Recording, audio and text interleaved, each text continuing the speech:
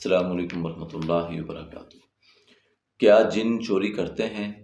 جی ہاں، صحیح بخاری میں سیدنا ابو ہریرہ رضی اللہ تعالیٰ عنہ کی حدیث مروی ہے کہ رسول کائنات صلی اللہ علیہ وآلہ وسلم نے انہیں صدقے کے مال پر محافظ مقرر کیا۔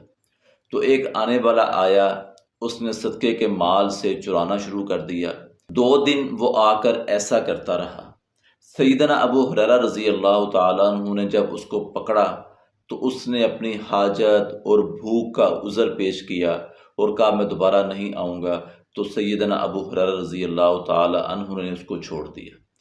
تیسرے دن جب وہ آیا تو ابو ہریرہ رضی اللہ تعالیٰ عنہ نے جب اس کو پکڑا تو کہا کہ آج تجھے میں نہیں چھوڑوں گا، میں تجھے اللہ کے نبی کے سامنے پیش کروں گا۔ یہاں پر وہ جنات کسی انسان کے روپ میں آیا تھا، اپنے اس کی اصل شکل میں صحابہ نے بھی ان کو نہیں دیکھا۔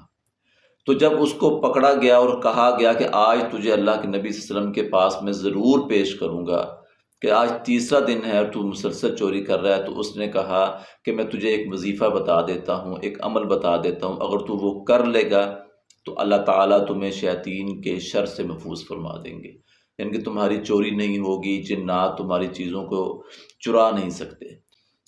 تو اس نے کہا کہ جب تم بستر پر سونے کے لیے آؤ تو مکمل آیت الکرسی پڑھ لیا کرو، اس طرح اللہ تعالیٰ کی طرف سے تجھ پر ایک محافظ مقرر ہو جائے گا اور شیطان صبح تک تیرے قریب بھی نہیں آئے گا۔ نبی کریم صلی اللہ علیہ وآلہ وسلم کے سامنے یہ معاملہ پیش ہوا تو آپ صلی اللہ علیہ وآلہ وسلم نے فرمایا بات اس نے سچی کی ہے مگر تھا وہ جھوٹا، وہ شیطان تھا۔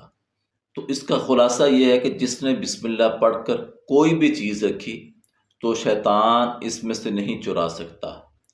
چوری کے 2-4% جو ہے نا وہ معاملات ایسے ہو سکتے ہیں کہ جس کے اندر جنات کا عمل ہو، تو ورنہ سمجھ لیں کہ یہ انسان ہی چوری کرتا ہے، کیونکہ یہ نہ ہو کہ بعض دفعہ ہماری چوری ہو جائے تو پھر ہم ہر دفعہ یہی کہیں کہ پتہ نہیں جنات نے چوری کی ہے، جنات نے چوری کی ہے، تو ایسا نہیں ہے۔